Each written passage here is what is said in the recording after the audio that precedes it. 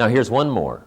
In building a successful team of people, leadership must understand the fact that there is both good and evil.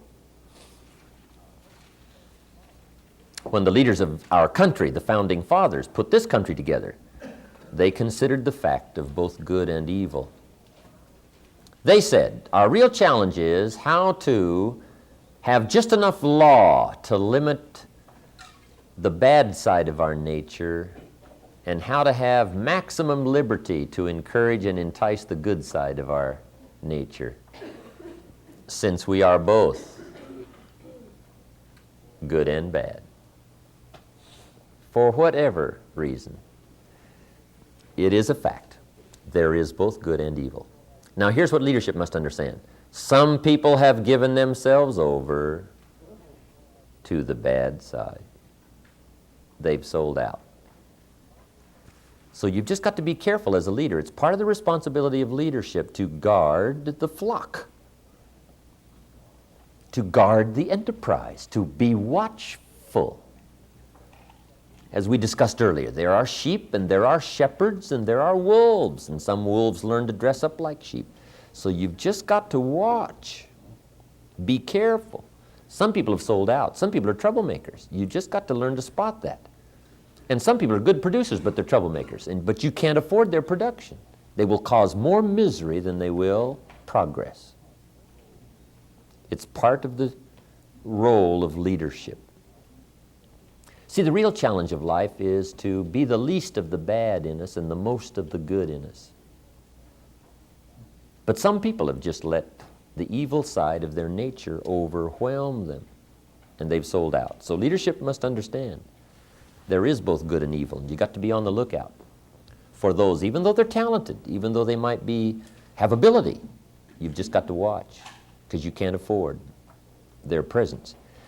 And that brings me to the story of the frog and the scorpion.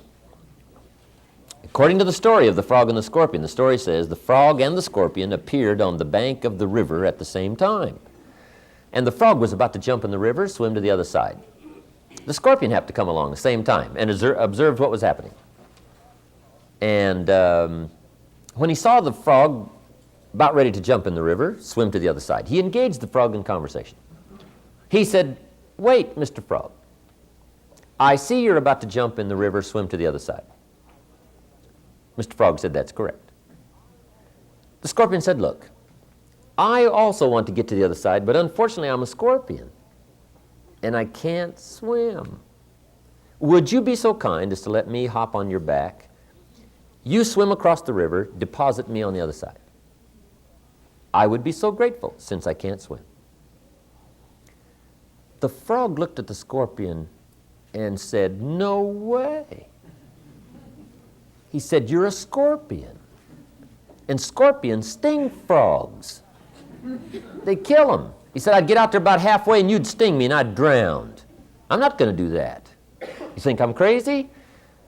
The scorpion said, "Hey, with your frog brain, you're not thinking."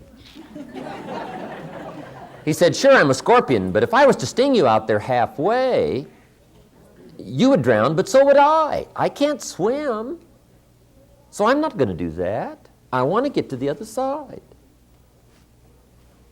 Frog said, "Sounds reasonable. Hop on."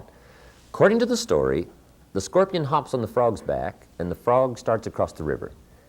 When he gets halfway, the scorpion stings the frog. They are now both in the water, about to go down for the third time. The frog cannot believe what has happened. He says in his dying gasp, "Why did you do that? I'm about to drown, but so are you. Why would you do that?" And the scorpion said, "Because I am a scorpion. You must understand, scorpions sting frogs." And as a wise leader, you must not take any chances. So, leadership should understand the story of the frog and the scorpion, and they must also understand the fact that there is both good and evil. Okay,